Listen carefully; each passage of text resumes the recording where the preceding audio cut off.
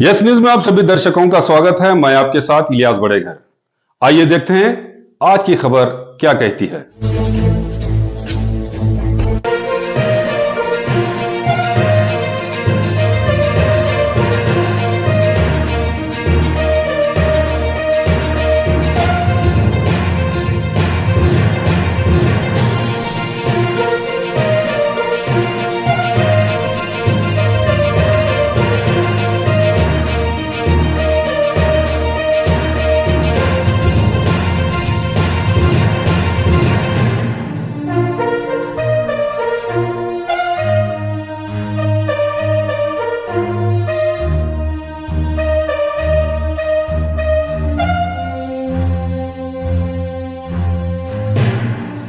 ನನ್ನ ಹೆಸರು ರಾಜೇ ಸಾಹೇಬ್ ಇಮಾಮ್ ಸಾಹೇಬ್ ಚಪ್ಪರ್ ಬಂದ ರಿಟೈರ್ಡ್ ಟೀಚರ್ ಸಾಕಿನ್ ಗದಗ. 2018ರಲ್ಲಿ ನನ್ನ ಮಗಳಾದ ನಿಖತ್ ಕೌಸರ್ ಇವರಿಗೆ ಗಣೇಶನಗರದ ಬಿಜಾಪುರದ ಗಣೇಶನಗರದ ರಿಯಾಜ್ ಅಹಮದ್ ಚಪ್ಪರ್ ಬಂದ್ ಇವರಿಗೆ 2018ರಲ್ಲಿ ಮದುವೆ ಮಾಡಿಕೊಟ್ಟಿದ್ದೆ. ಮದುವೆ ಕಾಲಕ್ಕೆ ಸುಮಾರು 5 ಲಕ್ಷ ರೂಪಾಯಿ 5 ತೊಲಿ ಬಂಗಾರ ವರದಕ್ಷಿಣೆ ಕೊಟ್ಟಿದ್ದೆ. ಯಾಕಂದ್ರೆ ಅವ ಇಂಜಿನಿಯರ್ ಇದ್ದೀನಿ ಅಂತೇಳಿ ಅಂದು ಓದಿದ್ದ. ಅದರ ಸಂಬಂಧ ಅವಾಗ ಅಷ್ಟು ಕೊಟ್ಟು ನನ್ನ ಮಗಳು ಹೆಲ್ತ್ ಡಿಪಾರ್ಟ್ಮೆಂಟ್ನಾಗ ಜೂನಿಯರ್ ಹೆಲ್ತ್ ಅಸಿಸ್ಟೆಂಟ್ ಅಂಥೇಳಿ ವರ್ಕ್ ಮಾಡ್ತಿದ್ಲು, ಶಿರಟ್ಟಿಗೆ ಮಾಡ್ತಿದ್ಲು. ಅವಾಗ ಮದುವೆ ಆದ ನಂತರ ನಾನು ಇಲ್ಲಿ ಬಬಲೇಶ್ವರ್ಗೆ ಟ್ರಾನ್ಸ್ಫರ್ ಮಾಡ್ಕೊಂಬಂದರು. ಇಲ್ಲೇ ಶಿಗುಣಿಸಿ ಒಳಗೆ ಕೆಲಸ ಮಾಡ್ತಿದ್ದರು. ಸೊ ನಾನು ರಿಟೈರ್ಡ್ ಆದ ನಂತರ ಸುಮಾರು ಒಂದು 40-45 ಲಕ್ಷ ರೂಪಾಯಿ ನನಗೆ ರಿಟೈರ್ಮೆಂಟ್ ದುಡ್ಡು ಬಂತು. GPF, KGID, LIC, GIS, NCRT, ಎಲ್ಲ ದುಡ್ಡು ಬರೋಣ. ಅದು ಏನಾಯ್ತಂತಂದ್ರೆ ಅವರಿಗೆ ಒಂದು ಸ್ವಲ್ಪ ಇನ್ನೂ ಒಂದು 10 ಲಕ್ಷ ರೂಪಾಯಿ ನಾವು ಕೇಳಿದಷ್ಟು ರೊಕ್ಕ ಕೊಡಲಿಲ್ಲ. 10 ಲಕ್ಷ ಕೇಳಿದ್ದೆವು ನಾವು, 10 ತೊಲಿ ಬಂಗಾರ ಕೇಳಿದ್ದೆವು. 5 ಲಕ್ಷ ರೂಪಾಯಿ 5 ತೊಲಿ ಬಂಗಾರ ಕೊಟ್ಟಿರಿ, ಇನ್ನೂ ಕೊಡಬೇಕು ನಿಮ್ಮ ಅಪ್ಪನಲ್ಲಿದ್ದೆ, ಇನ್ನೂ 10 ಲಕ್ಷ ರೂಪಾಯಿ ತೊಗೊಂಬ, ನಾವು ಕಾರ್ ತೊಗೋಬೇಕಾಗ್ಯದ ಅಂತೇಳಿ ಹೆಚ್ಚಿನ ವರದಕ್ಷಿಣೆ ಕೇಳಿ ಒತ್ತಾಯ ಮಾಡಕತ್ತಿದ್ರು. ಆಯ್ತು ಕೊಟ್ಟರೆ ಆಯ್ತು ಬಿಡವ ಅಂತೇಳಿ, ಮಗಳು ನಿಮ್ಮ ಸಂಬಂಧ ಮಾಡಕತ್ತೀನಿ ಮತ್ತು ನಿಮ್ಮ ಸಂಬಂಧ ನೀವು ಆರಾಮಿರ್ಲಿಕ್ಕಂದ್ರೆ ಹೆಂಗಾಯ್ತದ ಕೊಟ್ರೆ ಆಯ್ತು ಅಂತೇಳಿ ನಾನು, ಇಲ್ಲಪ್ಪಾಜಿ ಕೊಡಕ್ಕೆ ಹೋಗಬೇಡ, ಒಬ್ಬ ತಮ್ಮ ಅದ ನಮಗೆ, ಅವ್ಗೆ ನೌಕರಿ ಇಲ್ಲ, ಏನಾರು ಮಾಡಿ ಅವ್ಗೆ ದಂಧೆಗೆ ಹಚ್ಚು, ನಂದು ತಿಂಗಳ 50,000 ರೂಪಾಯಿ ಪಗಾರ ಬರ್ತದಲ್ಲ, ನನ್ನ ಪಗಾರನ್ಯಾಗ ಅವ್ರು ತೊಗೊಂಡು ನನಗೆ ಖಾಲಿ 1,000 ರೂಪಾಯಿ ಬಸ್ ಚಾರ್ಜ್ ಅಷ್ಟೇ ಕೊಡ್ತಾರೆ ನನಗೆ, ಮತ್ತು ಉಳಿದಿದ್ದೇನು ಕೊಡೋದಿಲ್ಲ ಅವರು ಅಂಥೇಳಿ ನನ್ನ ಮಗಳು ಹೇಳ್ತಿದ್ಲು. ಆದರೆ ಅದು ವಿಕೋಪಕ್ಕನ ಹೋಯ್ತದು. ಅವತ್ತು ಒಂದು ಸ್ವಲ್ಪ ಜಗಳ ಮಾಡಿಂದ ನಮ್ಮ ಹಿರಿಯಳೆಯ ಯಾಸಿನ್ ಶೀಕ್ಲೋಡಿ ಅವ್ರು ಇಲ್ಲೇ ಇದ್ದರು. ಅವ್ರಿಗೆ ನೋಡ್ರಪ್ಪ ಒಂದು ಸ್ವಲ್ಪ ಯಾಕೆ ಅವ್ರು ಜಗಳ ಮಾಡ್ಯಾರಂತ. ಕರೋನಾ ಇತ್ತು ಆ ಟೈಮ್ನಾಗ. ನನ್ನ ಮಗಳು ಕರೋನಾ ವಾರಿಯರ್ಸ್ನಾಗ ಡ್ಯೂಟಿ ಮಾಡಿದ್ದಾಳೆ ರೀ. ಅಲ್ಲಿ ಬಬಲೇಶ್ವರ್ PSCಗೆ 3-4 ಕಡೆ ಕರೋನಾ ಸೆಂಟ್ರ್ ತೆಗೆದಿದ್ದರಲ್ಲಿ. ಲೇಬರ್ಸ್ ಏನು ಬಂದಿದ್ದು ಅಲ್ಲ ಮಹಾರಾಷ್ಟ್ರಲ್ಲಿದ್ದ, ಆ ಲೇಬರ್ಸ್ ಅಲ್ಲಿ ಕರೋನಾ ಸೆಂಟ್ರ್ ಮಾಡಿದ್ರು. ಅಲ್ಲಿ ವಾರಿಯರ್ಸ್ ಅಂಥೇಳಿ ನನ್ನ ಮಗಳು ಕೆಲಸ ಮಾಡ್ತಿದ್ಲು.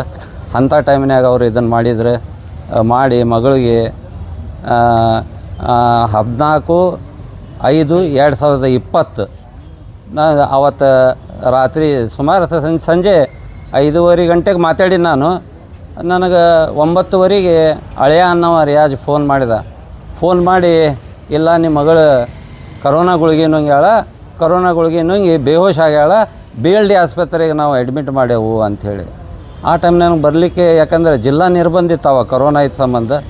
ಮತ್ತು ನಾನು ನಮ್ಮಲ್ಲಿ ಒಬ್ಬರು ಫ್ರೆಂಡ್ ಇದ್ದರು, ಮುನ್ಸಿಪಾಲ್ಟಿ ಅಧ್ಯಕ್ಷರು, ಅವ್ರಿಗೆ ಹಿಂಗಾಗೈತಿ ಮಾಮ ಅಂತೇಳಿ ನಾನು ಅವರು DCಲಿದ್ದ ಪರ್ಮಿಷನ್ ತೆಗೆಸ್ಕೊಟ್ರಿ. ಅವಾಗ ಸರ್ಟಿಫಿಕೇಟ್ ತೊಗೊಂಬರ್ಬೇಕಾಗಿತ್ತು. ತೊಗೊಂಡು ನಾನು ನನ್ನ ಹೆಂಡ್ತಿ ಮತ್ತೊಂದು ಇಬ್ಬರಿಗೆ ಅವಕಾಶ ಇತ್ತು ರೀ. 3ನೇದು ಹತ್ತಂಗಿಲ್ಲ ಅದ್ರಾಗ. ಮತ್ತು ಮತ್ತೊಂದು ಕಾರ್ ಮಾಡಿಕೊಂಡು ನಮ್ಮ ಸೊಸಿ ಮತ್ತು ನಮ್ಮ ಸೊಸಿ ಗಂಡ ಅಂದ್ರೆ ನಮ್ಮ ಸಡಕರು ಅವರು ಕೂಡ 4 ಮಂದಿ ಕೂಡಿ ನಾವು ಸುಮಾರು 4 ಗಂಟೆಗೆ BLD ಆಸ್ಪತ್ರೆಗೆ ಬಂದೆವು. ಅಲ್ಲಿ ಬರೋಟ್ಲೆ ಅಲ್ಲಿ ವಿಚಾರಣೆ ಮಾಡಿದಾಗ ಇಲ್ಲ, ರಾತ್ರಿ 10 ಗಂಟೆಗೆ ಅವ್ರು ಡಾಕ್ಟರ್ ಇಲ್ಲ, ಅವ್ರು ಡಾಕ್ಟರ್ ಅಂಥೇಳಿ ಅವರು ಕ್ಯಾಜುಯಾಲಿಟಿ ಡಾಕ್ಟರ್ ಅವ್ರು ಹೇಳಿದ್ರು. ಇಲ್ಲ ತೊಗೊಂಬಂದಿದ್ರು, ಅವರು ಅಡ್ಮಿಟ್ ಮಾಡಿದರು. ಏನಾಗ್ಯದ ನಾನು ಗುಳಿಗೆ ನುಂಗ್ಯಾಳ್ರಿ ಅಂಥೇಳಿ ಅಂದಾರ ಅವ್ರಿಗೆ.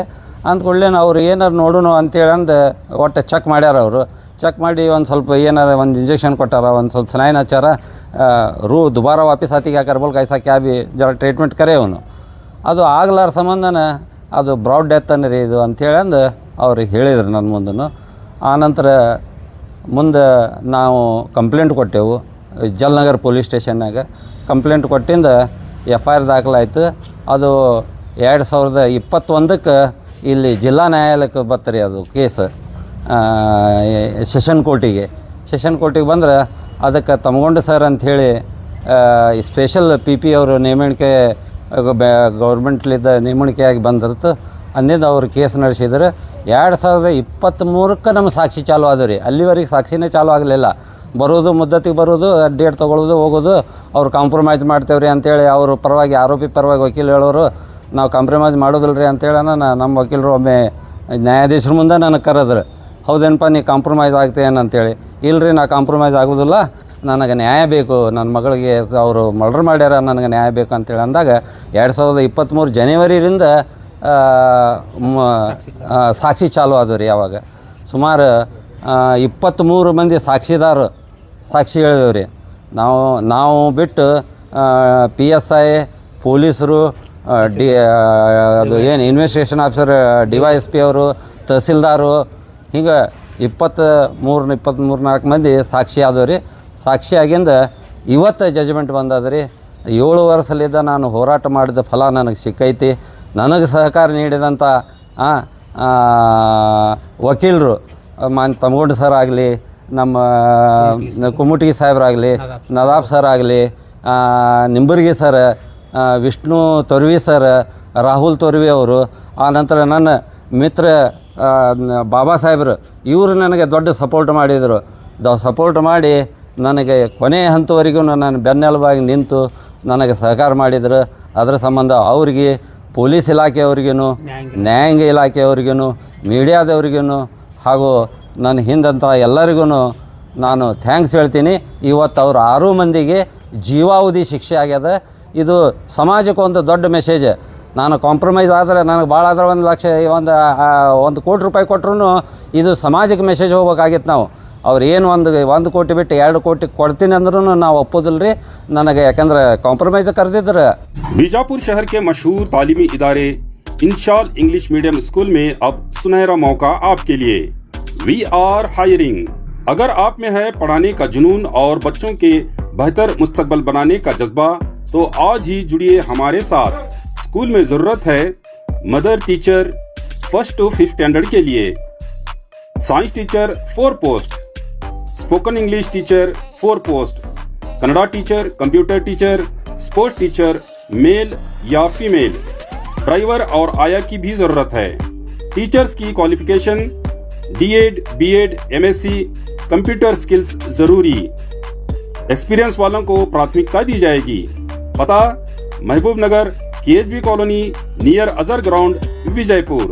आज ही अपना CV भेजिए या संपर्क करें 8123160284 या 9742719965 पर। इंशाल इंग्लिश मीडियम स्कूल, जहां तालीम के साथ बनता है बच्चों का बेहतरीन। ಹೇಳಿದ್ರು ಇಲ್ಲ ಸರ, ನನಗೆ ನ್ಯಾಯಾಲಯದ ಮ್ಯಾಗ ವಿಶ್ವಾಸ ಅದ, ನಾ ನ್ಯಾಯಾಲಯದೊಳಗೆ ಹೋರಾಟ ಮಾಡ್ತೀನಿ, ನನ್ನ ಮಗಳಿಗೆ ನಾ ನ್ಯಾಯಕ್ಕೆ ದೊರಕಿಸ್ಕೊಡ್ಬೇಕು, ನನ್ನ ಮಗಳ ಜೀವನಕ್ಕೆ ಶಾಂತಿ ಸಿಗಬೇಕಾದ್ರೆ ಅಂತೇಳಿ ನಾ ಹೋರಾಟ ಮಾಡಿದೆವು. ಇವತ್ತು ಜಜ್ಮೆಂಟ್ ಬಂತು. 6 ಮಂದಿ ಅಂದ್ರೆ ಬಾನೋಬಿ ಚಪ್ಪರ್ ಬಂದ, ನಮ್ಮ ಮಗಳ ಅತ್ತಿ ರಿಯಾಜ್ ಅಹಮದ್ ಚಪ್ಪರ್ ಬಂದ, ನನ್ನ ಮಗಳ ಗಂಡ ನಿಸಾರ್ ಚಪ್ಪರ್ ಬಂದ, ನನ್ನ ಮಗಳ ಮೈದನ ನಾಹಿದಾ ಚಪ್ಪರ್ ಬಂದ, ನನ್ನ ಮಗಳ ನಾದಿನಿ. ಆನಂತರ ಅವರಿಬ್ಬರು ಮಾಸ್ತರ್ ಮೌಲಾಲಿ ಚಪ್ಪರ್ ಬಂದ, ಮೌಲಾಲಿ ಶೇಖ್ ಮತ್ತು ಮೆಹಬೂಬ್ ಸಾಬ್ ಶೇಖ್. ಇವರಿಬ್ಬರು ಏನದಲ್ಲ ನನ್ನ ಹಳೆಯನ್ ಸ್ವಾದರ ಮಾವಂದಿರು. ಅವರು ಇದ್ರಾಗ ಶಾಮೀಲಾಗಿ ಬ್ಯಾಕ್ಗ್ರೌಂಡ್ ಅವ್ರದ್ದೇ ರೀ, ಸ್ಕೆಚ್ ಎಲ್ಲ ಅವ್ರದ್ದೇ, ಪ್ಲ್ಯಾನ್ ಅವ್ರದ್ದೇ, ಸಪೋರ್ಟ್ ಅವ್ರದ್ದೇ. ಇವ್ರಿಗೆ ಅಷ್ಟು ಧೈರ್ಯ ಇದ್ದಿದ್ದಿಲ್ಲ, ಅವ್ರ ಸಪೋರ್ಟ್ ಮ್ಯಾಗ ಮಾಡಿದ್ರಿ. ಆದರೆ ನ್ಯಾಯಾಲಯ ನನ್ನ ಕೂಗನ್ನು, ನನ್ನ ಫಿರ್ಯಾದಿಯನ್ನು ಎತ್ತಿ ಹಿಡಿದು ಇವತ್ತು ನನಗೆ ನ್ಯಾಯ ದೊರಕಿಸ್ಕೊಟ್ಟದ. 6 ಮಂದಿಗೆ ಜೀವಾವಧಿ ಶಿಕ್ಷೆ ಆಗ್ಯದ, 1 ಲಕ್ಷ ರೂಪಾಯಿ ದಂಡ ಆಗ್ಯದ. ಆನಂತರ ಒಂದು ಮೊಮ್ಮಗ ಅದಾನ ರೀ ನನಗೆ. ನನ್ನ ಮೊಮ್ಮಗ ಅದಾನ ಒಬ್ಬವ, ಅವನು ಕೇವಲ ಈಗ 7 ವರ್ಷ ರೀ. ಅವ ನನ್ನ ಮಗಳ ಸಾಯೋ ಮುಂದೆ 8 ತಿಂಗಳದವ ಇದ್ದಾನೆ ರೀ. ಆ ಮಗು ನನ್ನ ಹತ್ರನ ಅದ. ಮುಂದೆ ಎಲ್ಲರಿಗೂ ನನಗೆ ಸಹಕಾರ ನೀಡಿದಂಥ ಮೀಡಿಯಾಕ್ಕೂ, ಎಲ್ಲ ಇಲಾಖೆ ಅಧಿಕಾರಿಗಳಿಗೂ, ನನ್ನ ಮಿತ್ರರಿಗೂ, ನನ್ನ ಸಾಕ್ಷಿದಾರಿಗೂ ಎಲ್ಲರಿಗೂ ಧನ್ಯವಾದ ಹೇಳಿ ನಾನು 2 ಮಾತು ಮುಗಿಸ್ತೇನೆ ರೀ. ಪ್ರಾಥಮಿಕ ಆರೋಗ್ಯ ಕೇಂದ್ರ ಬಬಲೇಶ್ವರದಲ್ಲಿ ಕಿರಿಯ ಮಹಿಳಾ ಆರೋಗ್ಯ ಸಹಾಯಕಿ ಅಂತ ಕೆಲಸ ಮಾಡುತ್ತಿದ್ದ ಶ್ರೀಮತಿ ನಿಖತ್ ಕೌಸ್ ರಾಜೇಶ್ ಸಾಬ್ ಚಪ್ಪರ್ಬಂದ್. ಇವಳು ಸರ್ಕಾರಿ ನೌಕರು. ಇವಳಿಗೆ ಅವ್ರ ತಂದೆ ರಿಟೈರ್ಡ್ ಆದ ಬಳಿಕ ಬಂದಂಥ ಹಣದಲ್ಲಿ ಇನ್ನೂ ಹೆಚ್ಚಿನ 5 ಲಕ್ಷ ತೆಗೆದುಕೊಂಡು ಬಾ. ಮದುವೆ ಕಾಲಕ್ಕೆ ಸಾಕಷ್ಟು ವರದಕ್ಷಿಣೆ ಬಂಗಾರ ಕೊಟ್ಟರು ಸಹಿತ ಅವರಿಗೆ ಸಾಕಷ್ಟು ಇದು ಆಗಲಿಲ್ಲ.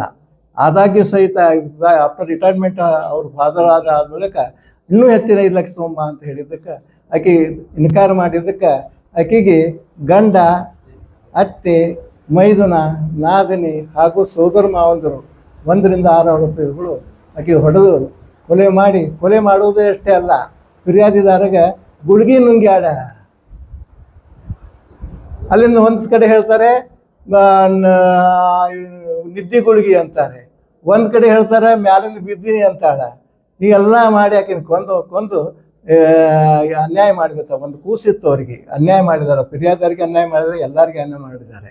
ಈ ಸಮಾಜದ ಘಾತಕ ಮಂದಿ ಇವರು. ಇಂಥವ್ರಿಗೆ ಆದಷ್ಟು ಶಿಕ್ಷೆ ಆಗಬೇಕು. ಅದಕ್ಕೆ ನಮ್ಮ 4ನೇ ಜಿಲ್ಲಾ ಸತ್ಯನಾರಾಯಣರು ಎಲ್ಲ ಸಾಕ್ಷಿಗಳನ್ನು ಪರಿಗಣನೆಗೆ ತೆಗೆದುಕೊಂಡು ಈಗ ಅವರಿಗೆ ಪ್ರತಿಯೊಬ್ಬರಿಗೆ ಜೀವಾದಿ ಶಿಕ್ಷೆ ಅಷ್ಟೇ ಅಲ್ಲದ 1 ಲಕ್ಷ ರೂಪಾಯಿ ದಂಡ ಕೊಡಬೇಕು. ಆ 1 ಲಕ್ಷದ ಪರಿಹಾರದನ್ನ ಫಿರ್ಯಾದಿದಾರ ಮೊಮ್ಮಗಿಗೆ ಫಿರ್ಯಾದಿದಾರಿಗೆ ಹೆಂಡತಿ ಕೊಡಬೇಕಂತೇಳಿ ಆದೇಶ ಮಾಡಿದ್ದ. ಯಾವ ರೀತಿ ಎಷ್ಟು ವರ್ಷ ಅಂದ್ರೆ ಅದಕ್ಕೆ ಟ್ರಯಲ್ ಇಲ್ಲಿ ತನಕ ನಡೀತದೆ. ಯಾಕಂತಂದ್ರೆ ಏನಾಯ್ತು, ಸ್ವಲ್ಪ ನಡುಬರ್ ಕೆರೋನಾ ಬಂತು. ಕೆರೋನಾದಿಂದ ಕೋರ್ಟು ಸ್ವಲ್ಪ ಇದು ಆಗಿದ್ದರಿಂದ ಸ್ವಲ್ಪ ಲೇಟ್ ಆಯಿತು. ಅದರ್ವೈಸ್ ಜೊತೆಗೆ ಇದು ಆಗಬೇಕಾಗಿತ್ತು. ಅಷ್ಟೇ ಅಲ್ಲದೆ ಏನಾಯಿತು, ಈ ಕಡೆ ಈ ಆರೋಪಿ ಸೈಡ್ದವರು ನಾವು ರಾಜಿ ಹಾಕಿವು. ಇದು ರಾಜಿ ಆಗುವಂಥ ಕೇಸ್ ಅಲ್ಲ, ಆದರೂ ಸಹ ರಾಜಿ ಹಾಕಿವು ಅಂತೇಳಿ ಸ್ವಲ್ಪ ಸಮಯ ತೊಗೊಂಡ್ರು ಕೋರ್ಟದ. ಹೀಗಾಗಿ ತಡ ಆಯ್ತೀವಿನ ಇದು ಜಲ್ದಿ ಆಗಬೇಕಾಗಿತ್ತು. ಹಾಗೆ ಅದು anyhow we got the justice from the judge. ಏನು ಹೆಸರೇನದಲ್ಲ ಅದು ದೇವೇರ್ ಸಾಹೇಬರು ಒಳ್ಳೆಯ ನ್ಯಾಯ ಕೊಟ್ಟಿದ್ದಾರೆ ಅಂತ ನಾ ಈ ಮೂಲಕ ಹೇಳಬೇಕು. ತಗೊಂಡಾರೆ ಡಿಫೆನ್ಸ್. ಅವರು ಒಂದೇ ಡಿಫೆನ್ಸ್ ಅಲ್ಲ, 6 ಡಿಫೆನ್ಸ್ ತೊಗೊಂಡಾರೆ. ಮ್ಯಾಲಿಂದ ಬಿದ್ದೀನಿ ಅಂತಾರೆ. ಮೊದಲ ಆಕೆಗೆ ಏನದು ಒಂದು ದವಾಖಾನೆ ಕರ್ಕೊಂಡು ಹೋಗ್ತಾರೆ. ಅಲ್ಲಿ BP ಕಡಿಮೆ ಆಗಿದೆ, ಅಲ್ಲಿ ನಿದ್ದೆ ಗುಳಿಗೆ, ಅಲ್ಲಿ ಏನದ ಒಂದು ಗುಳಿಗೆ ಬೇರೆ ಹೇಳ್ತಾರೆ. ಮುಂದೆ ಅದು BLD ಕರ್ಕೊಂಡು ಹೋಗ್ತಾರೆ. BLD ಒಂದು ಬೇರೆ ಗುಳಿಗೆನೇ ಹೇಳ್ತಾರೆ. ಆ್ಯಕ್ಚುಲಿ ಡೆಡ್ ಬಾಡಿನೇ ತೊಗೊಂಡು ಹೋಗ್ಯಾರ BLD.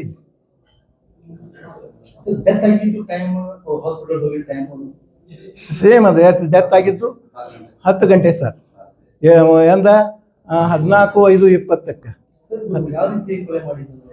ಯಾವ ರೀತಿ ಹೊಡೆದು ಕೊಲೆ ಮಾಡಿದ್ದಾರೆ. ಯಾಕಂದ್ರೆ ಅದು ಒಳಗಿಂದ ಆಗಿತ್ತು. ಅವ್ರು ಯಾವ ರೀತಿ ಹೊಡೆದಾರ ಅನ್ನೋದಕ್ಕೆ ಆಕೆ ಹೊಡೆದಿದ್ದಕ್ಕೆ ಅಕಾರ್ಡಿಂಗ್ ಟು PM ರಿಪೋರ್ಟ್ ಗಿಬ್ಸು ಎಲ್ಲ ಮುರಿದಿದ್ದು. ಆ್ಯಕ್ಚುಲಿ ನಮ್ಮ ವೈದ್ಯಾಧಿಕಾರಿ ಕೇಳಿದ್ವಿ, ಅದ್ರ ಗುಳಿಗೆ ಯಾವುದು ಗುಳಿಗೆ ಇಲ್ಲ, ಏನೂ ಇಲ್ಲ, ಇದು ಹೊಡೆದ ಕೊಲೆ ಅಂಥೇಳಿ ಡಾಕ್ಟರ್ ಸುದ್ದಿದಾಗಿ ತಮ್ಮ ಸರ್ಟಿಫಿಕೇಟ್ ಕೊಟ್ಟಿದ್ದಾರೆ. ಹೀಗಾಗಿ ಒಬ್ಬ ಸರ್ಕಾರಿ ನೌಕರು, ನನಗೆ ಕೆಟ್ಟ ಅನಿಸೋದು, ಒಬ್ಬ ಸರ್ಕಾರಿ ನೌಕರು ಅವಳು ಸಾಕಷ್ಟು ಪಗಾರ ಇದ್ರು ಸದ್ಯಕ್ಕೆ ಆಕೆ ಇವರು ತತ್ತಿ ತಿನ್ನೋರಲ್ಲ. ಇವರು ಕೋಳಿ ಒಳಗೆ ಗೋಲ್ಡನ್ ತತ್ತಿ ಕೋಳಿ ತಿನ್ಲಿಕ್ಕೆ ಪ್ರಯತ್ನ ಮಾಡಿದರು. ಈಗ ಉಪ್ಪು ತಿಂದಾರ, ಈಗ ಅನುಭವಿಸ್ತಾರೆ. 6 ಜನ 6 ಜನಕ್ಕೆ 6 ಜನ ಶಿಕ್ಷೆ, 6 ಮಂದಿ. ಒಂದು ಜೀವಾದಿ ಶಿಕ್ಷೆ. ಇವ್ರು ಏನದ ಜೀವಾದಿ ಶಿಕ್ಷೆ ಹಾಕಿದ್ದಾರೆ. ಮತ್ತು ಉಳಿಕೆ ಆ್ಯಕ್ಚುಲಿ ಕನ್ಕರೆಂಟ್ ಅದ, ಬೇರೆ ಬೇರೆ ಹಾಕಿದ್ದಾರೆ. ಬಟ್ ಕನ್ಕರೆಂಟ್ ಅದು ಎಲ್ಲ ಕೂಡೇ ನಡೀತಾವೆ ಶಿಕ್ಷೆಗಳು. ಒಂದಕ್ಕೆ 7 ವರ್ಷ ಹಾಕಿದ್ದಾರೆ. ಇಲ್ಲದದು ನೋಡ್ರಿ, ಒಂದು 302ಕ್ಕೆ ಜೀವಾದಿ ಶಿಕ್ಷೆ ಹಾಕಿದ್ದಾರೆ. 304B ತಿಂದು ಡೌರಿ ಡೆತ್, ಅದಕ್ಕೆ 7 ವರ್ಷ ಮಾಡಿದ್ದಾರೆ. 498 ಅಂದರೆ ಕ್ರೂಯಲಿಟಿ ಕೊಡ್ತಾರಲ್ಲ ಅವರಿಗೆ ಅದಕ್ಕೆ 2 ವರ್ಷ ಮಾಡಿದ್ದಾರೆ. ಅದಕ್ಕೆ ಡೌರಿ ಕೇಳಿರ್ತಾರಲ್ಲ ಅದಕ್ಕೆ 5 ವರ್ಷ ಮಾಡಿದ್ದಾರೆ. ತೊಗೊಂಡಿದ್ದಕ್ಕೆ 1 ವರ್ಷ ಮಾಡಿದ್ದಾರೆ. ಅಷ್ಟೇ ಅಲ್ಲದೆ ಒಟ್ಟು ಪ್ರತಿಯೊಬ್ಬರು 1 ಲಕ್ಷ ರೂಪಾಯಿ ಅಂದರೆ ಎಷ್ಟು ಅಮೌಂಟ್ ಬರ್ತದಲ್ಲ ಆ ಅಮೌಂಟ್ ಒಳಗೆ 1 ಲಕ್ಷ ರೂಪಾಯಿ ಸರ್ಕಾರಕ್ಕೆ ಬಿಟ್ಟು ಉಳಿಕಿದೆಲ್ಲ ಇವರು ಫಿರ್ಯಾದಿಗೆ ಕೊಡಬೇಕು ಅಂತೇಳಿ ನ್ಯಾಯಾಧೀಶರು ಒಳ್ಳೆಯ ತೀರ್ಪು ಕೊಟ್ಟಿದ್ದಾರೆ.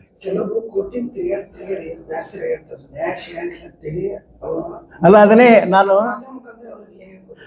ಮಧ್ಯಮಕರ ನಾನು ನ್ಯಾಯಾಲಯಕ್ಕೆ ಕೇಳಿದ್ರು ಇದ್ರ ಬಗ್ಗೆ.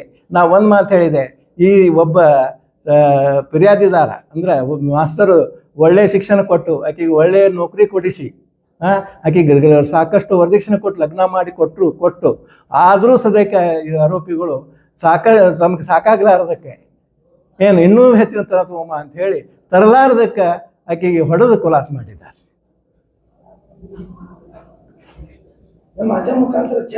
ಜನರಿಗೆ ನಾ ಇಷ್ಟೇ ಹೇಳೋದು, ಇನ್ನು ಮುಂದೆ ವರದಕ್ಷಿಣೆ, ಯಾಕಂದ್ರೆ ಏನಾಗಿದೆ ಅಂದರೆ ಒಂದು ಹೆಣ್ಣು ಅಂದ್ರೆ ಗಳಿಸುವ ಆಸ್ತಿ ಮಾಡಿಬಿಟ್ಟಿದ್ದಾರೆ ನಮ್ಮ ಗಂಡು ಜಾತಿ. ಹಾಕಿದ್ ನೋಡ್ರಿ ಸಾಕಷ್ಟು ಗಳಿಸ್ತಾರೆ. ಗಳಿಸಿಸೋದಕ್ಕೆ ಇದು ಒಂದೇ ಅಲ್ಲ, ಸಾಕಷ್ಟು ಇನ್ನೂ ಸಾಕಷ್ಟು ನನ್ನ ಕಡೆ ಡೌರಿ ಡೆತ್ ಕೇಸಿಸ್ಸು ಬರೇ ರೊಕ್ಕ ತರಬೇಕು ಅಂದ್ರೆ ಹೆಣ್ಣು ಹಡಿಯೋದು ಇದು ಆಗಿಬಿಟ್ಟದೆ. ಈಗ ಹೆಣ್ಣು ಅಂಜುತ್ತಾ ಇದ್ದಾರೆ ಮಂದಿ. ಇದು ಅಂಜಕೆಯನ್ನು ತೆಗಿಬೇಕು ನ್ಯಾಯಾಲಯ. ಈ ಆದೇಶದಿಂದ ಅಂಜಿಕೆ ಕಡಿಮೆ ಆಗ್ತದೆ ಅಂತ ನನಗೆ ಅನಿಸ್ತಾ ಇದೆ. ಈ ತೀರ್ಪಿನಿಂದ ಅನ್ನಿಸ್ತದೆ. ಇವತ್ತೇ ಜಜ್ಮೆಂಟ್ ಆಯಿತು. 10:30 ಗಂಟೆಗೆ ಆಕೆ ಇದು ಆಯಿತು. ಈಗ 11ಕ್ಕೆ ಏನಂದರೆ 11:30 ಶಿಕ್ಷೆ ಪ್ರಕಟ ಮಾಡಿದ್ರು ಸರ್. ಸಂದೇಶ ಆದಷ್ಟು ಕಡಿಮೆ ಮಾಡಿ ಹೆಣ್ಣು ಹಡಲಿಕ್ಕೆ ಪ್ರೋತ್ಸಾಹ ಕೊಡಿ, ಹೆಣ್ಮಕ್ಳಿಗೆ ಪ್ರೋತ್ಸಾಹ ಕೊಡ್ರಿ ಅಂತ ಈ ಮೂಲಕ ನಾನು ಹೇಳಲು ಬಯಸ್ತಾ ಇದ್ದೀನಿ. ನನ್ನ ಹೆಸರು ಅಶೋಕ್ ಎಸ್ ತಮ್ಗೊಂಡ್ ಅಂತ.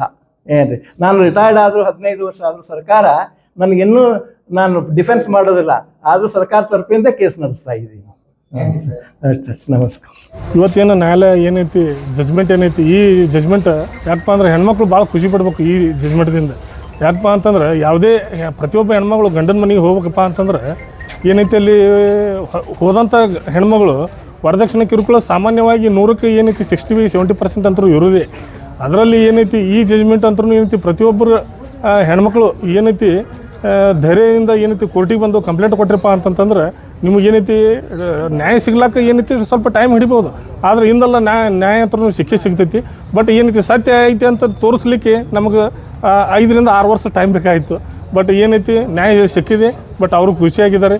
ಏನೈತಿ ಜಜ್ಮೆಂಟು ಸಮಾಜಕ್ಕೆ ಒಂದು ಉತ್ತಮವಾದಂಥ ಜಜ್ಮೆಂಟ್ ಅಂತೇಳಿ ನಾನು 2 ಮಾತು ಮುಗಿಸ್ತೀನಿ.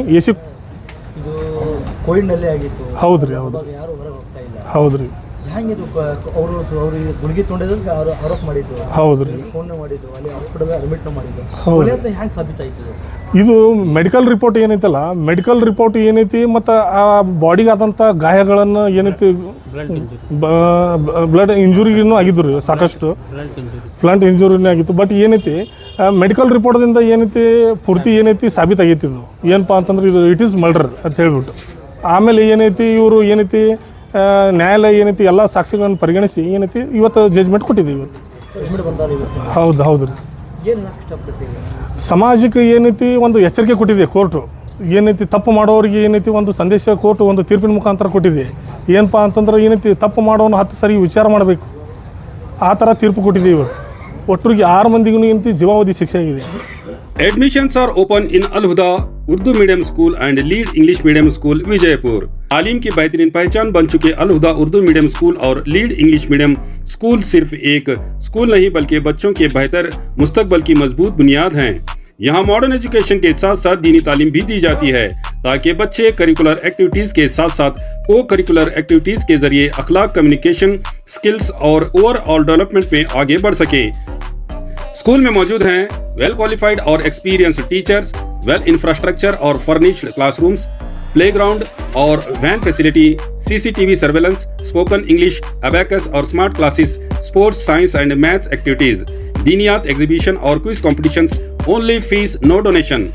हर क्लास में सिर्फ 25 से 30 स्टूडेंट्स का इंटेक रखा गया है।